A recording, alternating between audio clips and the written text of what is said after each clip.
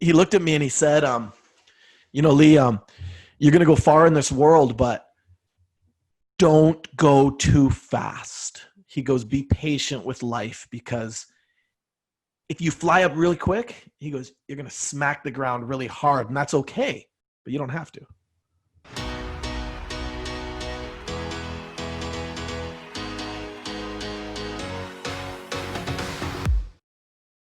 So I just wanted to bring up the present moment, because I think words matter, as you know, right? And being a poet, you know it all too well. The present moment is a present, right? It's the same spelling, it's the same word. A present is a gift, right? And then if we regret the past, right, we're kind of wallowing in what happened, and we're not in the present moment. Or if we fear the future, then we're worrying about that, and then we're not in that. So it's kind of like, in that saying, it's interpreted in another layer. I know there's so many things in like the fear of death, but if we're fearing that, then we're not in the present fully, right? So ultimately, all this does is zero us in to this present moment, right? I just took a breath, because it's like breathing in this moment. It is a gift, and when we fully do that, then we can feel the full life. It's almost like letting life out of us when we go towards fearing or wandering too far ahead, or regretting or looking too far behind us. Then we're missing this moment. Yeah. And the cosmic joke about the fear of death is like, it's never going to happen, because death actually isn't in this moment. Death is in the future, and the future doesn't actually arrive. And there's going to be two things that's going to happen when I die, when somebody dies, is either there's going to be some type of afterlife, some type of awesome heaven or spiritual afterlife where I'm a spirit or a ghost, or I'm in heaven, or whatever it is, right? That will either happen, which is awesome, because then I won't have actually died. I'll see that life is eternal and I'll live on. Or it's just nothing. And then I won't even be around to know that I've died. So I will never actually experience death. It's impossible. So living in fear of something that I will actually never experience is, I used to call it insanity. Now I just call it a cosmic joke. It is amazing to be put that way, because the pain of death will probably be, if you have pain, it will be your own fear leading up to that moment, and the anxiety and all the things you build up. But then once you pass, I do believe this too, then it'll be complete relief, because you're no longer constrained. And that's why when you look at some of my elders in my family lineage, when they've passed away, it was like, it was meant to be. It was time. The body was done, and there was nothing more, like, for them to do, like, where you couldn't. I remember my uncle Jed, my great uncle Jed, when he passed away, he was funniest man. Like, when I was a little kid, he almost made me pee my pants so many times, because he made me laugh so hard. It was the funniest guy in our family. And he was always a storyteller. Maybe that's where I get it. And I always looked up to him, because he would like hold the whole family in a story for like sometimes over an hour, like, and everyone's listening in awe to his stories. But I remember his mind never left. The last visit I had with him, he was crippled. He said, Steve, getting to the bathroom is more than an hour job. Yeah. He's like, I think my body's done. Wow. And his wit never left. Yeah. And, and I looked at that, but he was right. He was like, what more do I have when I can't go to the bathroom? Yeah. Yeah. Wow. So he knew. And then shortly after that, he passed away, because he gave in. My wife's grandfather, when he turned 89, I don't know why, he had better health than her grandmother. Her grandmother lived to 96. And he, at 89, he said, I won't turn 90. Just want to let everyone know. Like, at his birthday, he told everyone. And then sure enough, he died that year. Like, so part of it is choice too. Like, you can let go. I think if life is choice, right?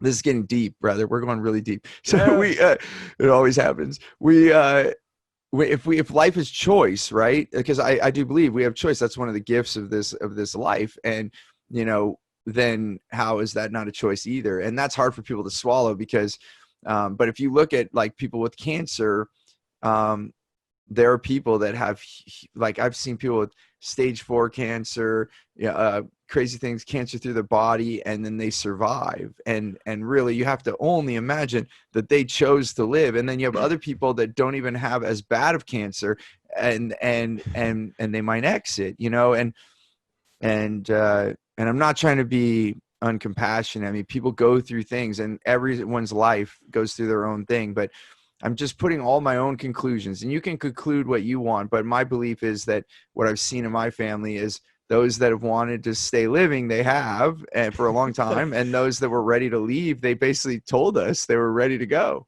I got a cousin right now. He's had stage 4 lung cancer for well over a year and a half. And he's not supposed to be here right now. And the last time I seen him, he hasn't even stopped smoking cigarettes. And I look at him and I'm thinking, how many people have probably lectured you on this? I'm like, I can't lecture you. Like, you're making your choice. And I looked at him, I was just like, you know what? You're absolutely incredible.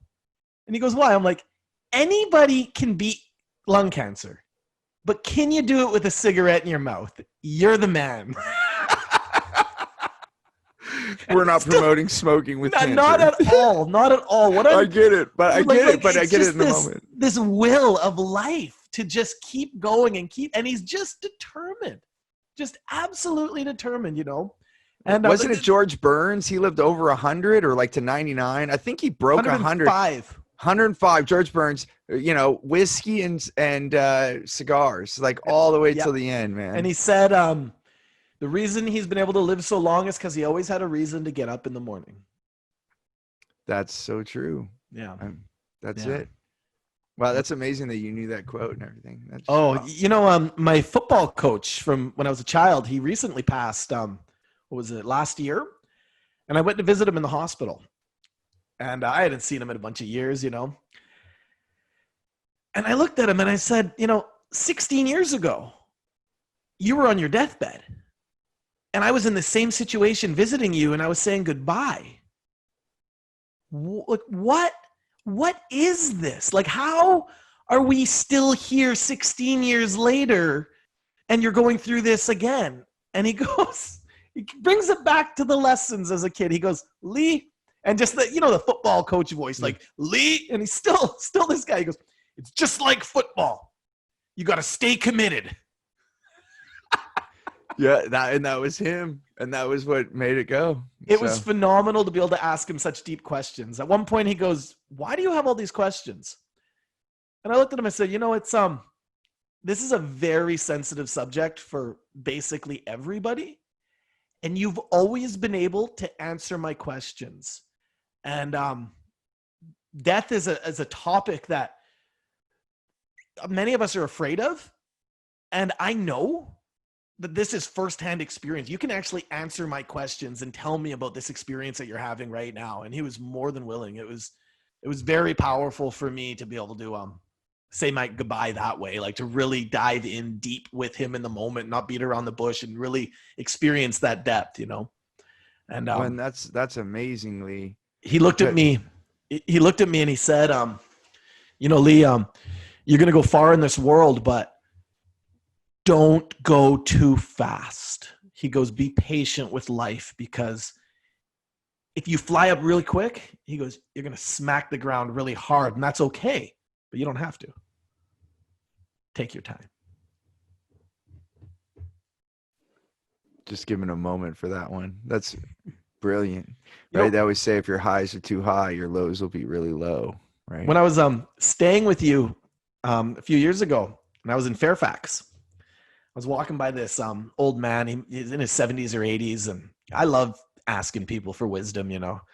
And I stopped this man, and I said, "Excuse me, you know, I'm 30 years old. What have you learned? You got like an extra 40 or some odd years on me. What have you learned in that time that you wish you knew at my age that you can pass on to me right now?" And he looked at me and he said, "Look around and appreciate every single moment, because you have no clue how fast this thing goes." Hey there, I want to give you something really big. It's called Clear Path to Customers. It's the way that we get the right language to get the right client. I like to call them your wow clients so that you can have more results, more revenue, more raving fans, and more referrals. And I want to give this to you absolutely free.